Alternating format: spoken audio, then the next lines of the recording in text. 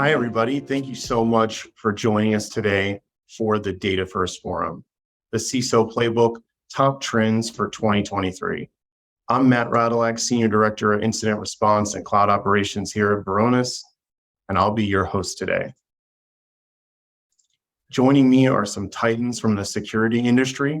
We are really excited to have Julie Talbot-Hubbard, Senior Vice President of Cyber Protection and Identity at Optiv, and Rachel Wilson, Head of Data Security at Morgan Stanley, back with us for round two today. To get things kicked off today, I want to take us back to where we left off last time. And one of the topics that was really gaining a lot of discussion was, what's your best advice for hiring and retaining world-class security talent? Julie, if it's okay, I'm going to actually start with you on this one. Yeah, so I think we've had this issue or problem, I'll say, just from a workforce for several years, and I haven't seen it get any better, unfortunately.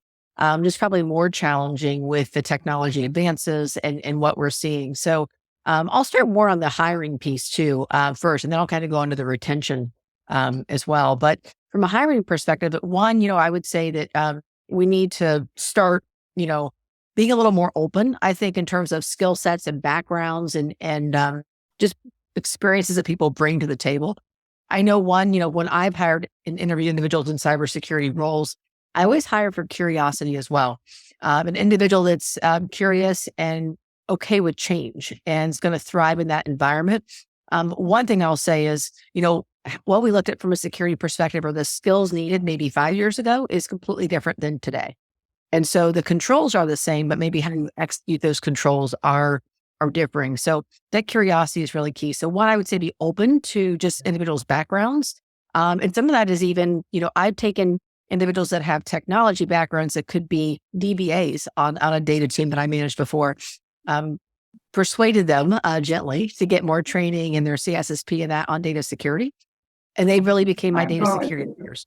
And it was great more from a career perspective and to give them an area of growth. But most importantly, in the organization, I was able to get talent that was already in the organization that had relationships and influence across the organization, especially on the infrastructure side of the house. And now there are security champions. So, I think one, I would just say, I would bucketize that as being open to just, looking at different previous skills that people bring to the table. And on the retention piece, I think that, we always look at money and really more around salaries as the key piece to retain people. I think that's great. But in my opinion, the time people are coming to you and they're trying to get you to counter offer or something else, there's other things that are in their mind.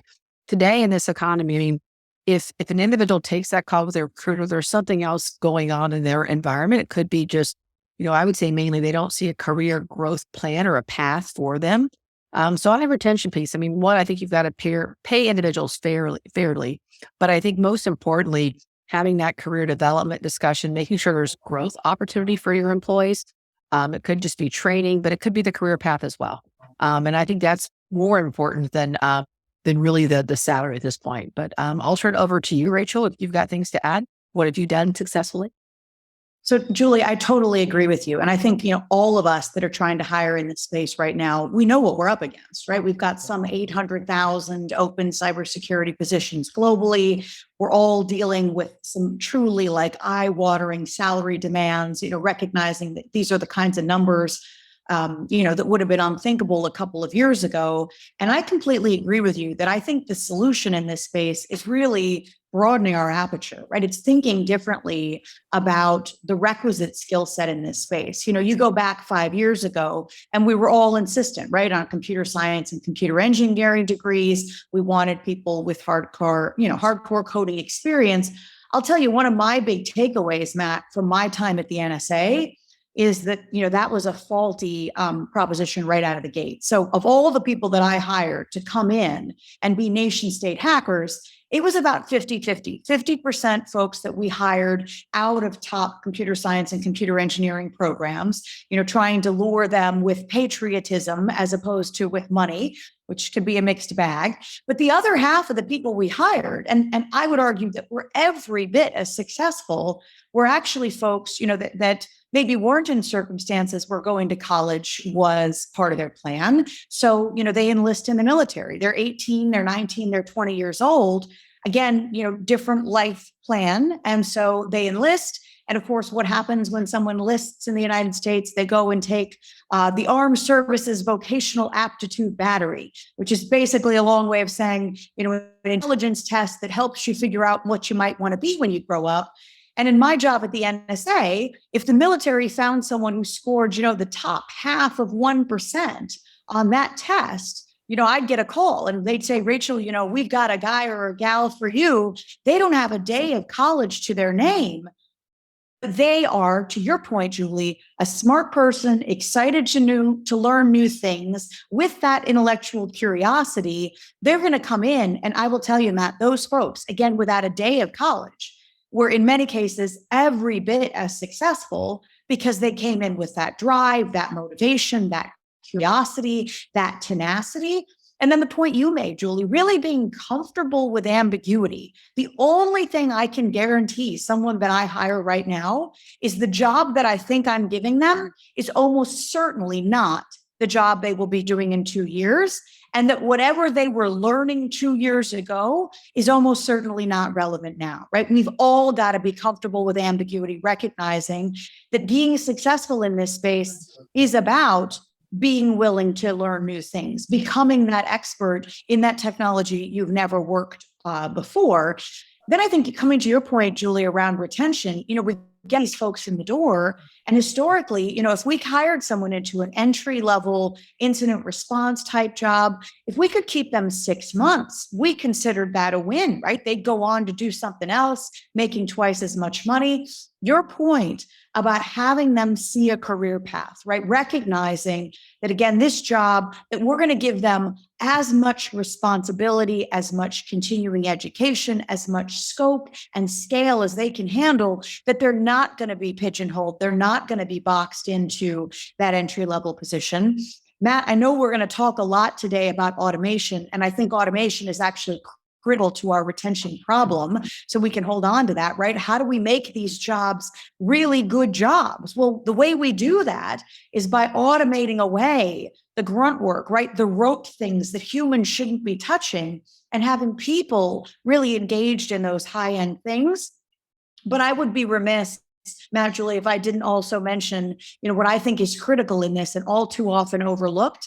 You talk to people about whether they're happy in their job or not. And, of course, money is a factor, work-life balance is a factor, hybrid environment, all those pieces come into play.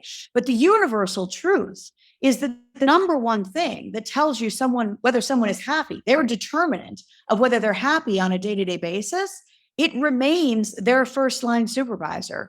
And I can tell you, historically in the technology space, who was the first line supervisor? Well, it was the best technologist in the group. Was that always a good idea? I would argue absolutely not. That taking your most technical person and saying, now you're the boss, that has led to huge retention problems historically. So having people who are actually skilled managers, skilled leaders, who are invested in that workforce, who aren't just, the best technologist on the team, changing that model is crucial to retention in the current environment. And I really want to touch on something that you just said, not only on the automation bit, but I think that as security practitioners and security leaders, this is one of the trends that we really have to deal with right now. It is that gap in the number of open positions that makes us have to rethink the traditional mindset of the person that's been here the longest or the person that's the most technical takes the manager job. We really need, like other elements of a business, strong managers that focus on coaching and developing people and realizing what the impact of automation might be on their day-to-day life. One other thing that I just want to add, and it's just a perspective to give a lot of the managers out there. I work at a cybersecurity vendor. We are a provider. You guys can Google, everyone in our audience probably has a long list of providers. The providers are constantly looking to pull from other providers. And so I've tried to break the mindset of, I'm not always going to be able to give someone the same offer or the same salary that someone else might be. But what I need to be able to do is bring people on board from diverse backgrounds, get them going quickly. And so that when that person takes that next great opportunity for them, I can encourage them to spread their wings and fly and look back and be like a proud parent sending their kid off to school for the first time. I'm super happy for you. I'm really glad that you're taking this adventure, but then also be a proud parent of this new person that came in and really embrace the learning and putting them through that program. Now, Rachel, you brought up automation, and I can't not talk about that as the next big trend. And I'll start with you on this one. How do you feel like automation, machine learning, and AI impact our industry? And a second kind of bullet to that question, what role do you see that playing in an organization's overall cyber strategy? Well, it's so interesting, Matt, because we were just having a debate, Julie, a bunch of us in the practitioner space, about who is benefiting most from things like artificial intelligence, right? Are the bad guys benefiting more than we are, right? They certainly are taking advantage of this. I mean, all of the cyber attacks we're seeing now are clearly machine learning enabled. The level of automation behind them, and I would argue, especially in 2022, where we're seeing a lot of trends around, what I would argue are clearly Russian nation state cyber activities, all enabled with nation state level, artificial intelligence and machine learning behind them. Really designed, they're obfuscated as criminal looking attacks, but they're clearly nation state driven. So when you look at that background, and I know we're going to talk more about some of these, global politics and how they're playing into our environment right now, those macro trends, certainly the bad guys are leveraging AI and ML at scale. They're taking advantage of automation and they're using it to pick us apart, right? This cat and mouse game that we're always playing. If they're going to leverage this technology at scale, obviously the onus is on us to do the same thing. So I would argue now, any entity that is not successfully defending 99% of their attempted attacks, whether those are low-level scans or something more sophisticated, if you're not blocking 99% of those in an automated way at the perimeter, you got to question your whole strategy, right? Because otherwise you're going to be ending up inundated. And then you get right back to that workforce problem we were just describing, where if your workforce is doing the same thing again and again, not only is that a recipe for a very unhappy set of people working for you, but also, a whole bunch of wasted time. So, my challenge, not just to our incident responders, but I would argue to everybody in our security organization, is if you're doing something once, fine. The second time you're doing the same thing, start asking yourself the question of, what's the way in which I can automate this such that this just goes away and is off my plate? If you're doing something for a third time, that's when to having the conversation. That's when to escalate to say, if I'm doing the same thing 3 times in a row, 3 times over 3 days, this is an obvious candidate for automation. But I also think it's, companies need to recognize we're not in this by ourselves, right? The good ideas that we're having, unlikely we're the first people to have those ideas. And this is where it comes back to your point around all of our vendor and provider relationships, leveraging the work that they've already done in the automation space. I think that's where we potentially have the quantum leap. Companies trying to automate their security work themselves, certainly there will be some things that are very tailored, bespoke, unique to our businesses. Certainly I see that in my space. There are problems that are uniquely my problems. But those number of unique problems, I would argue, are de minimis relative to the overarching set of problems that, frankly, I'm much better off leveraging the expertise, that you just described that lives in all of these vendor and provider spaces. If I can plug and play those automation solutions, and then my folks, again, they become even more laser focused on the unique threats to my business. And I want to go back to something that you said and then kind of also ask our audience a question about this. You were talking about how attackers are leveraging AI and automation. Do you know what they probably don't have to do? They probably don't have to clear it with their chief privacy officer or their legal and compliance team about the dangers of introducing AI to monitor things. They're probably just doing it. And I think that's one of the other areas where we in industry kind of also need to do a little bit more education on the ROI of the automation. might outweigh the risks and the dangers from a privacy perspective of introducing, this, for lack of a better word, this robot to watch after everything.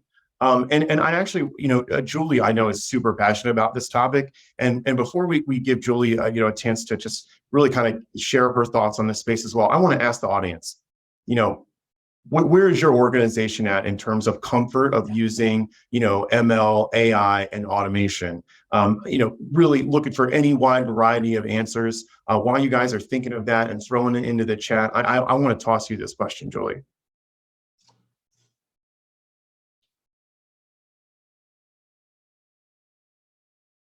So I'm going to jump in, Matt. Yeah, please. Okay. And then we'll take a look at what our audience said afterwards. Yeah. So, I mean, if I think about AI machine learning and think about the technology capabilities that have been out there for several years, I mean, they're advancing. I've seen organizations not want to adopt them for several reasons. One, and it's similar to cloud transformation. I think that individuals are concerned about what it means to them. And just the change in general. And I think it was Rachel's point, if you're doing those same repetitive tasks time and time again, I think it's actually, from a career perspective, it's better if you raise your hand and say, I've got this great idea, let's go ahead and automate. There is enough, I would say, more high value work in organizations where individuals can probably get more career satisfaction and growth on those higher level just task initiatives that we're working on. But I think fear is one thing because it's just change. And again, what does it mean to me, my job, everything? And I saw being in large enterprises for years on cloud transformation. Like I've seen a huge upswing in the last 2 years with COVID, honestly. But I was part of large enterprise organizations for years where we talked about it and we planned. And there were a lot of concerns around regulatory requirements and security concerns. And I get all of those. But honestly, I would say that if the cloud environment is designed in the right way with the right monitoring and security, it can actually be more secure than your legacy environments that you're operating under today. So I think we get in our own way there too. I do think if I look at some of the automation component, I do think that there is that nervousness and in environments, especially depending on if you're moving data. If you're, depending on how critical it is to a business process, or it could be to the resiliency of your systems or anything there where, on those cases, I would recommend start out small, do some pilots for a while, get people comfortable to get that adoption. And I think you'll see much more adoption across an organization. But, if you look at just the data growth, I think, and the interconnectivity of systems today, I really don't see how organizations are going to be able to keep up if they don't put in more machine learning, AI, pattern matching, all of these things. I just think that that's the way we're going to have to go, not just from a talent shortage, but I think just to really combat the growth we're seeing on data and just from a SaaS use, hybrid cloud use, all of those components there. One thing I want to add into it, and maybe this is a little controversial, but if you're not thinking about automation, then maybe it's you that's going to get automated. It's kind of one of the things I try to tell people, right? You have to embrace that as an individual contributor or as a manager, that creating automations is not replacing your team with robots. It's giving your team the opportunity to work on the new and then create the processes and automate the new. And I want to actually shout out one of our audience members, Lawrence, about this. That their comment around AI and ML was that it's in use, but the maturity of that use is hampered by general IT operational maturity. So if you don't have a good process to begin with, you can never go towards automating it. And I think that's a great fundamental when you're thinking about using automation. It's start and like Rachel said, right? What are you doing 1, 2, and 3 times? Those are the first things to look at. How can I automate this? Another really good input from someone in the chat that I really, really liked was, just that they're using it, but it's really carefully and they're kind of just thoughtfully exploring it. There is a lot of red tape for management. And I think just like any other security policy, automation is one of these things that we do have to make a business case for. But ultimately, from my experiences, at least, and the Varonis platform is packed full of automation. If you're sitting down with a CFO and you're explaining this task is going to take these people this amount of time, and instead you can pay this for this software to do it for you instead, that's a 400% return on investment for you. These are crystal clear, business numbers that even non-technical people can understand the value of automation for. Now, we could talk about hiring and we could talk about automation, I think, for this entire forum today, but I really want to get into the meat of why I think our audience is here, which is like, what are some of the other top trends that you see emerging in the cybersecurity space? And Julie, you just touched on one, so I want to give you the mic first, which is really about like this transition from on-prem data centers to cloud, and where I think most companies, let's say 90% are right now, which is in some kind of hybrid state. Like, where are we in that like hybrid cloud data security world? Yeah, I would, definitely say clients that I've spoke to, I would say probably 95% are in that hybrid world. And I think they will be for a while. Like, I don't know if they'll ever go completely all in cloud, possibly. But I think a lot of them have some legacy systems, things that on-prem, they're just going to be challenging to kind of forklift or get into the cloud. But what I see too, from a, the speed they've moved to the cloud. And again, we've talked about it for years, but I think in the last 2 years, the speed has really grown tremendously. I think that there's a lot of realization right now from a data security perspective that there's, it's just more complex because you've got data now. I would say many organizations didn't have a good understanding of their data from a classification, discovery, governance when it was on-prem, and even who had access to it, whether it be structured or unstructured. And now that they're operating in a hybrid multi-cloud environment, organizations are constrained sometimes because they have security technologies they need to operate on-prem and hybrid cloud if some solutions can't span both, and all of them can. So they're kind of hamstrung there, I think, on those security technologies, but also understanding, putting in the right process, and some of it's speed. I think, maybe they didn't embed a lot of those controls or technologies in the development processes when they went to the cloud. But that's something that I'm hearing a lot from clients that I work with, just on the challenges right there. And again, if they're in a hybrid environment, so if they're in Azure, if they're in GCP, if they're in Amazon, what from a technology tooling, what kind of spans that can give them that view, and then tying in not just the data piece on the classification discovery piece and the protection, whether it be cryptography or other things. You've got the data access component, and then understanding who's got access to what. You add on in my mind, you add on the API component, and then the machines spinning up and down. Those are all access points into that data as well. So again, that complexity is, I think, becoming much more real. And that's when I look at some of the machine learning and the AI, that has to be coupled together for future. But I'll turn it over to you, Rachel. Yeah.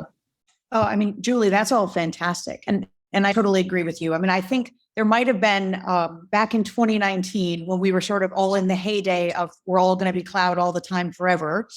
There was this view that somehow we were going to flip a switch and just everything was going to be there and we were no longer going to be on-prem at all. The reality, of course, now that we've gotten to 2022 is that I think we all recognize we're going to be in this hybrid multi-cloud on-prem state for the foreseeable future, right? That there isn't going to be this magical day when all of a sudden everything is in the cloud and all of our data, all of our processing. And so that is a recognition that, to your point, increases our ground assumptions around complexity, right? And it changes our assumptions in terms of what we need for our workforce, what we need in terms of tooling, what our expectations should be for our security platforms long term, because there isn't going to be this switch that flicks. Same thing, when you think about the realities we're all dealing with around remote work, right? We are never going to go back to a place where we're all in the office all the time forever. But I don't think we're ever going to be in a place where, hopefully, thank God, we are never in a place where we're all, trapped in our homes and apartments for another 2 years.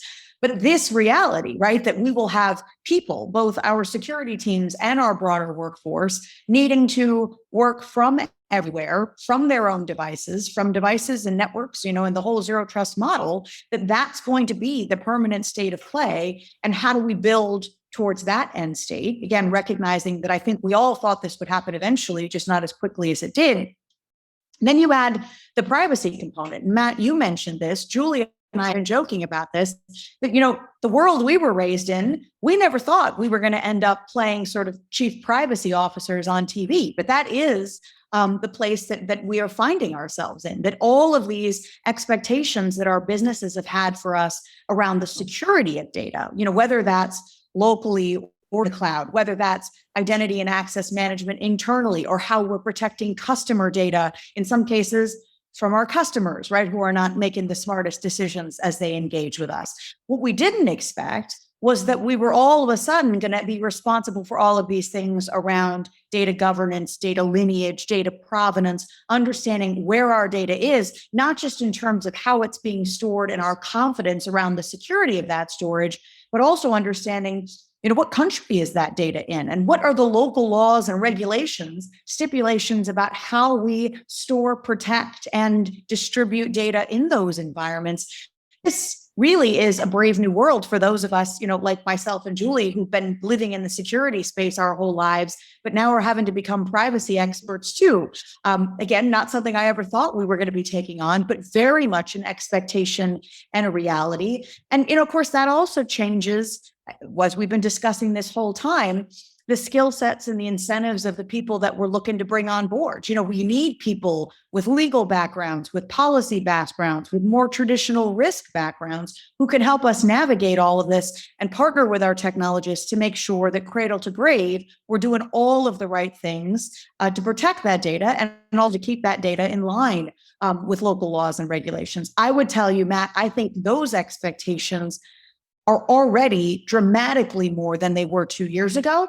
That's probably the part of my portfolio that I'm most worried about for the next 2 years. You look at all the states, you look at countries, this privacy environment is only becoming more and more complex. And at the same time, for those of us who are trying to support a customer base, our customers have always had very high expectations around data security, fraud prevention, all of those things that are bread and butter.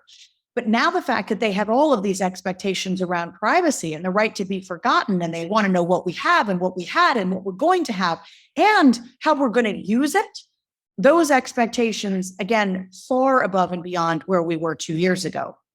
The last trend I would mention, and I know we talked about it some last time, but I think it's got us all up at night. Obviously ransomware is not going away. It's only becoming more and more lucrative. I think what I read last week is we are on track just in the United States to set a new record this year, already at about 26 billion in ransomware losses this year, looking at 20 billion from last year in the United States. This is not the kind of record we all want to be setting. And I think, we talked about this all of the things that we're seeing in the ransomware space in terms of, triple extortion scams, the hackers coming in, they're stealing your data, they're holding the data for ransom, they're holding your systems for ransom. They then want an ongoing payment, sort of a continuous revenue stream where they agree to live in your environment and to continuously not encrypt your systems, not sell your data, and maybe even help protect you from other ransomware actors. Not the place that any of us want to be in this world. But, I think when we look ahead to 2023, all of us should have expectations of more of that, right? The more we continue to pay, the more we should expect those attacks to come at us. And the last thing I would say in that space, and Julie, this is another area where I know you have strong feelings as well. So many of the customers that I worked with this year really thought that their cyber insurance policy was going to be their panacea, right? They thought this was going to solve their ransomware problem, their data protection problem, their expectations for regulators and local law with customers, et cetera, that if they just had cyber insurance, they had checked the box on that policy form, they had that policy sitting in a desk drawer, that was going to be the solution. And I think, well, of course, we would agree that a cyber insurance policy is a really important component of any CISO's good cybersecurity strategy. It is not proven to be the panacea that many people thought. And in fact, it really should be, I think, as we all knew, viewed as our very last line of defense, because in more and more cases, we are seeing that, if the insurance company can show gross negligence on the part of the policyholder, if they can show that you were not, in fact, meeting the terms and conditions of your policy, that could be, you weren't meeting your patching cadences you had agreed to, you weren't doing the employee training that you had agreed to, any one of those terms and conditions, those stipulations not met, the insurance companies, no fault of their own, right? Rightfully are choosing to walk away, right? They're not going to pay you if you set a fire in your own house, if you drive your own car off the cliff. Same thing is true in the cyber insurance space, but getting our C-suites to appreciate that just because we've got that very expensive cyber insurance policy doesn't mean we ever want to be in a position where we're using it. We got to be really careful about that. But Julie, would love your thoughts on this because I know it's something we talk about all the time.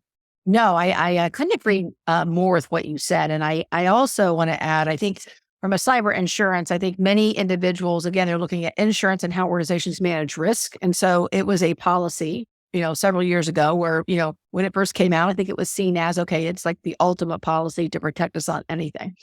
But again, it's still like a risk reward component too. And now that we're seeing one type of hackers, like depending on who's coming at you, that recently in the news on who's behind that. Now that's a piece of, is insurance companies going to pay or not?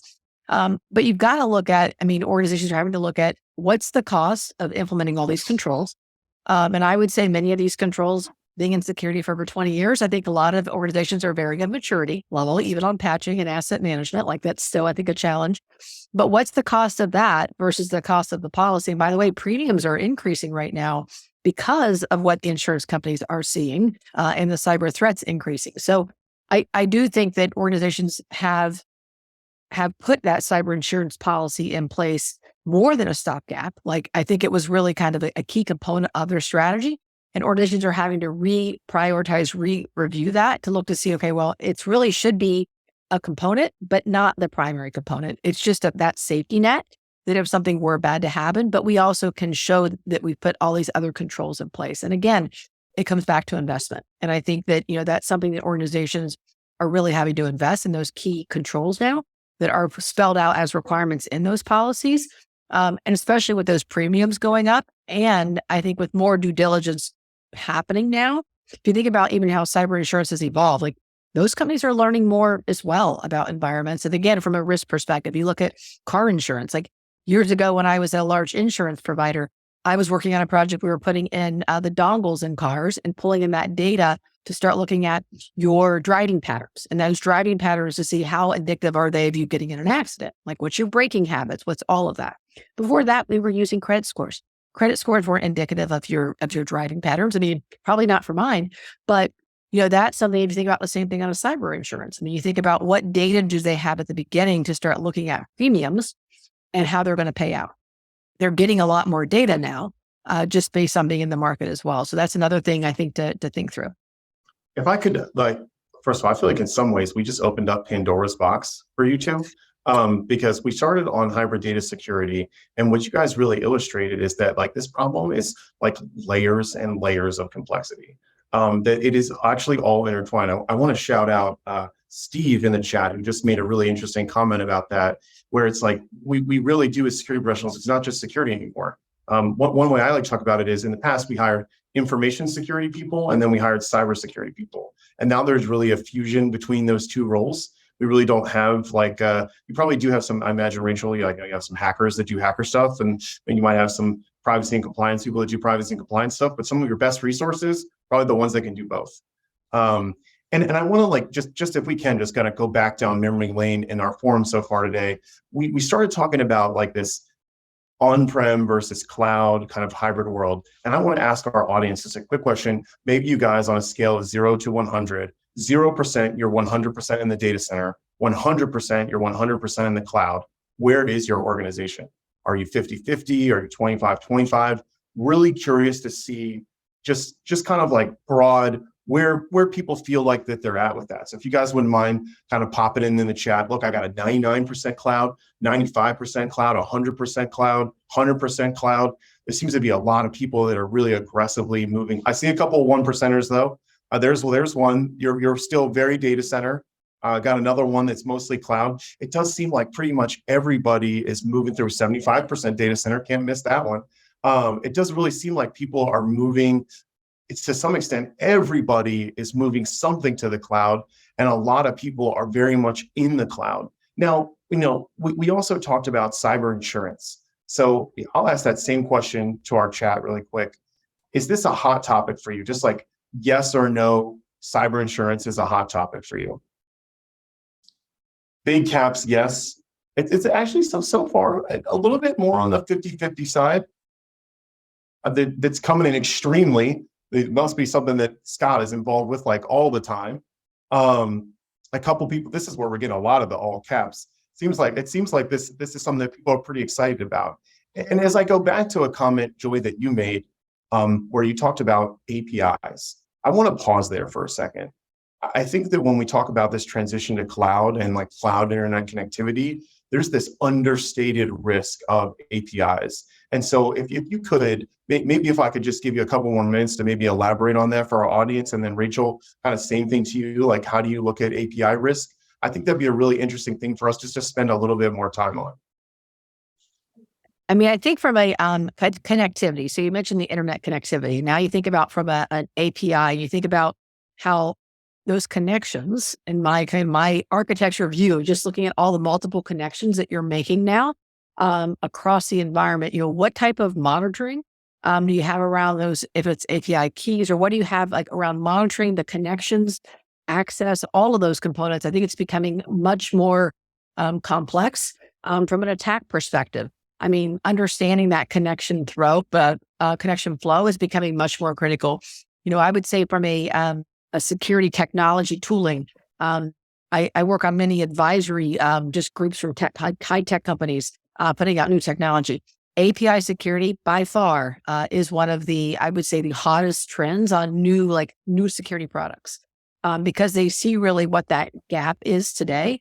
And again, if you think about just if organizations are going to be moving more into the cloud, even if you're on-prem, you're still having SaaS applications. I mean, you're still having your connectivity has now just increased. And from a security monitoring perspective, you think about just your regular monitoring.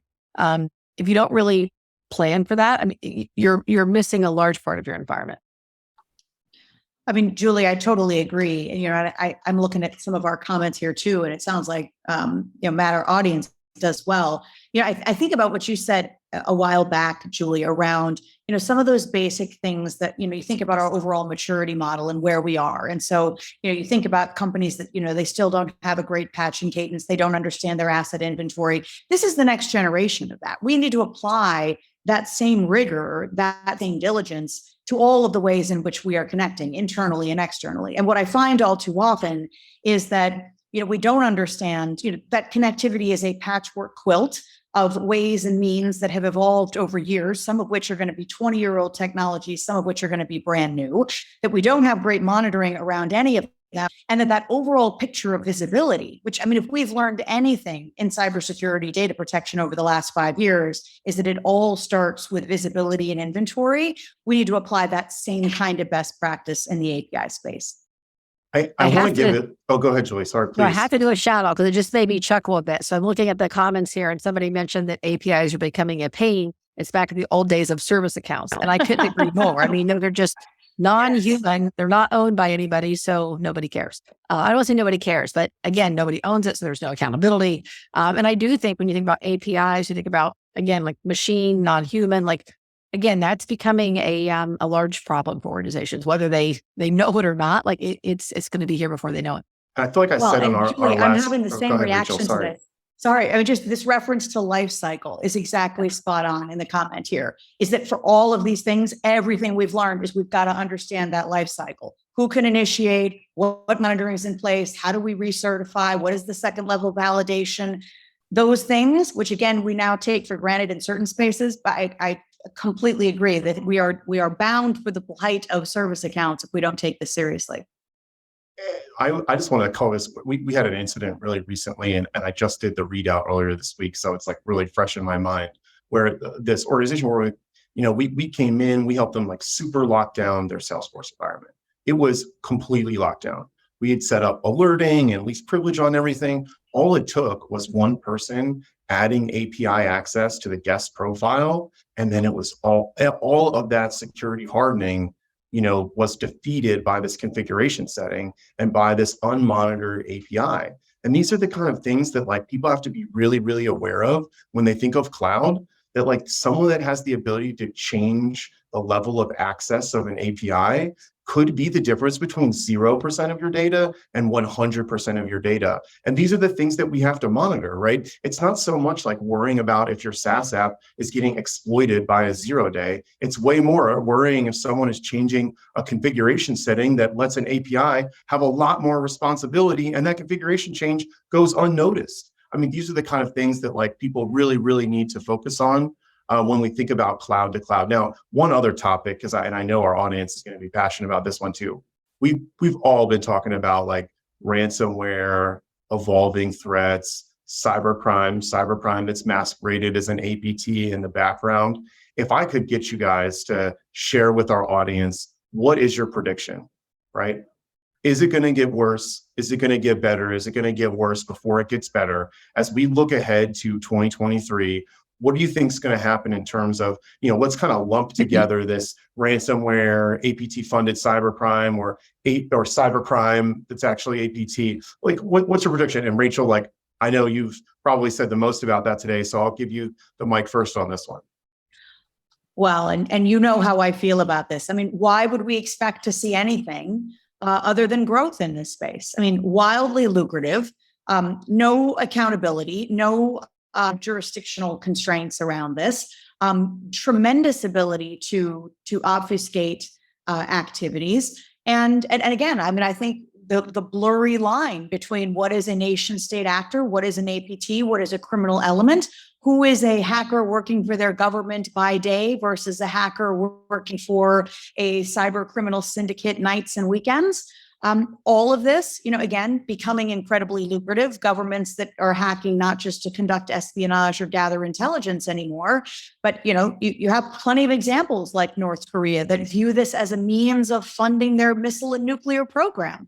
All of this missile activity we've seen over the last few weeks scares the bejesus out of me, not just because of my South Korean brethren, but frankly, because all of that money that is funding those programs is coming off the backs of these cyber attacks, and in many cases, these ransomware campaigns. So it's not simply the losses, right? We've all got to think about the byproducts of where that money is going and what that means in terms of global instability and the rise of scary nation states. So I think there's lots of things to be worried about there. And I don't know why we would expect to see the trend get anything other than worse. Of course, I think that means the onus is all on us to be working more closely together, to be trying to raise the waterline for the industries that we support holistically, and that's why, Matt, and this, right? I spend a whole bunch of my cycles now, not focused on my bank, but really focused on the 8,000 local and regional banks around the United States that are just ripe targets for these cyber actors. They've got a whole bunch of America's net worth sitting in them.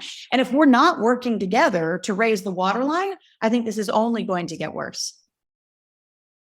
And Julie, one thing that I would add, and then I really want to hear your thoughts, is also just like, we have a conflict going on in a part of the world right now, like a major conflict.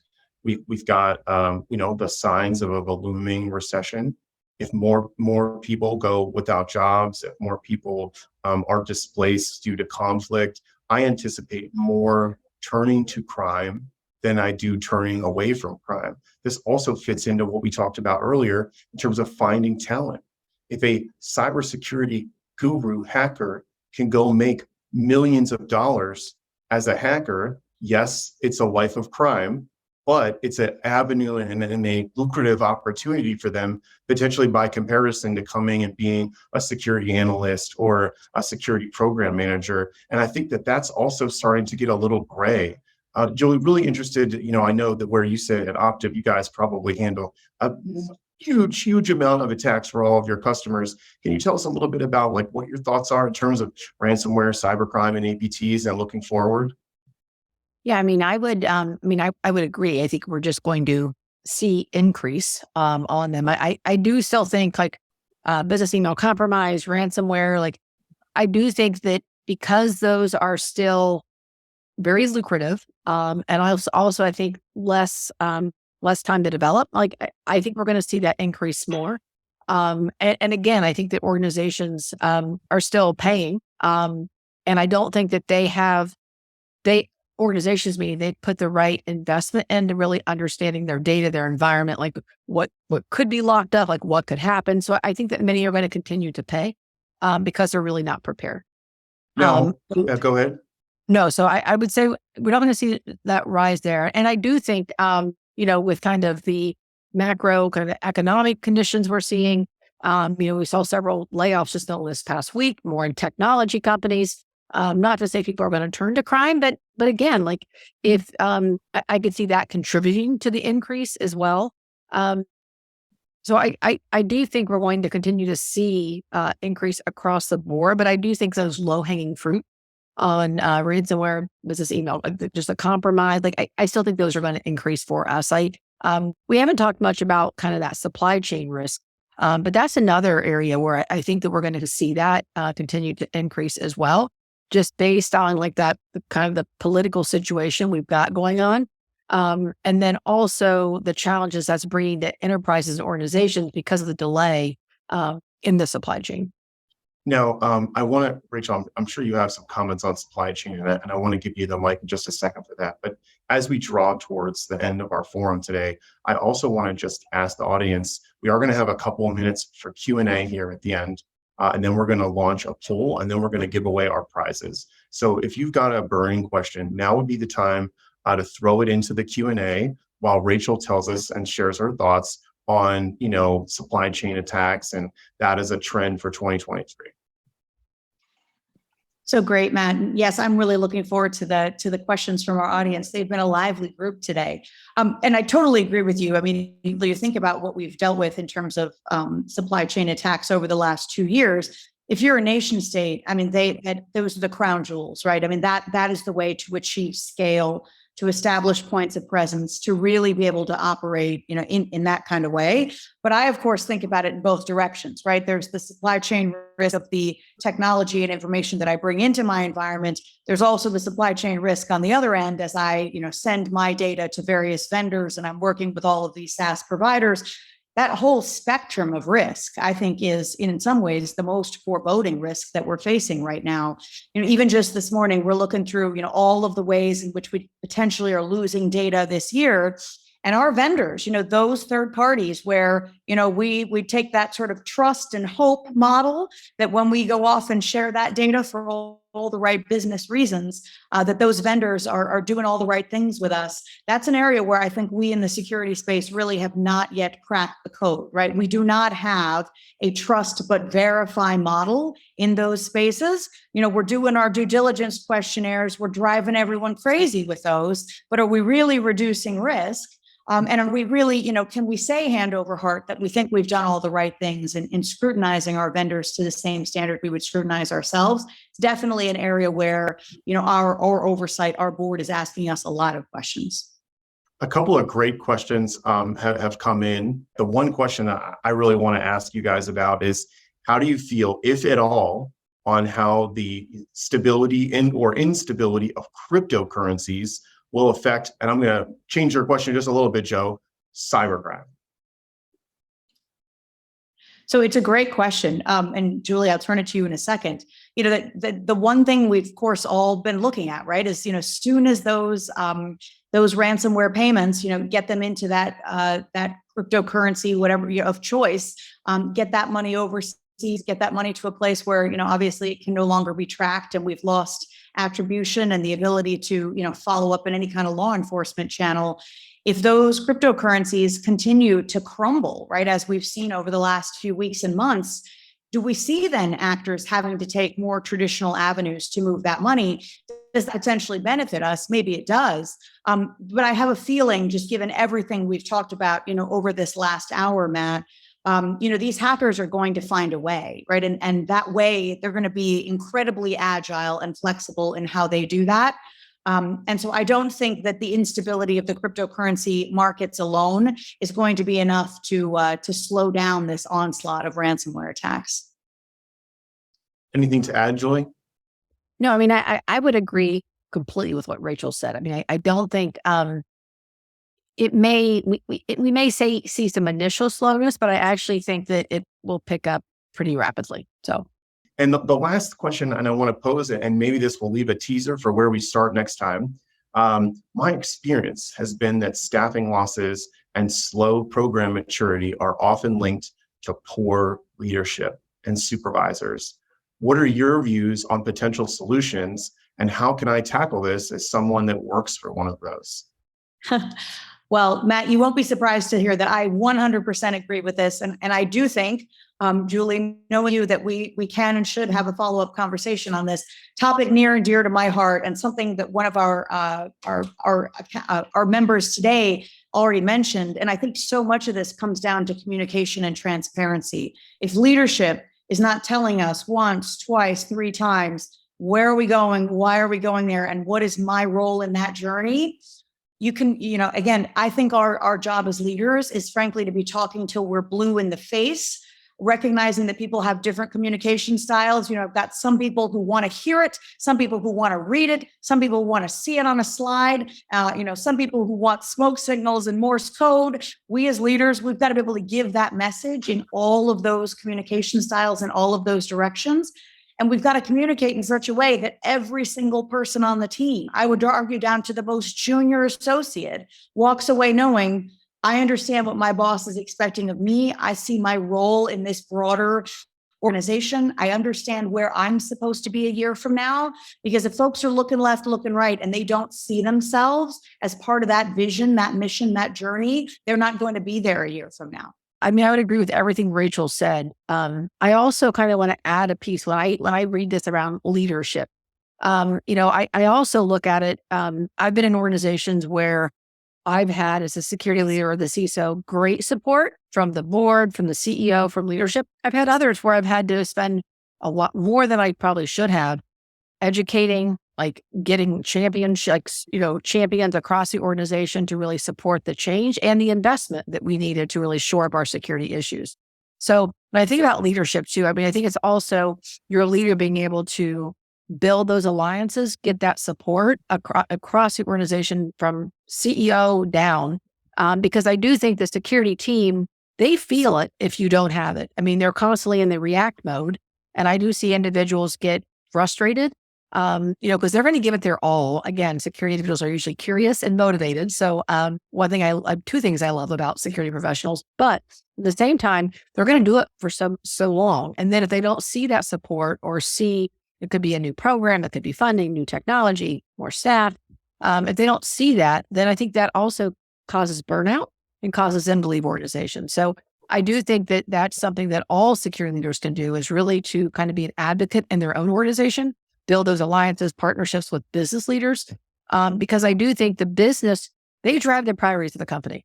IT doesn't drive the priorities, the business does. And so if you can get the business leaders on board and they understand, yes, they have to go from a consumerization of IT, they've got to go to this digital platform. So they rely on IT, but honestly, it's usually the business kind of setting the priorities. So you've got to have the business now as your advocate as well. So as a leader, I think that's something that we can do for our security teams too.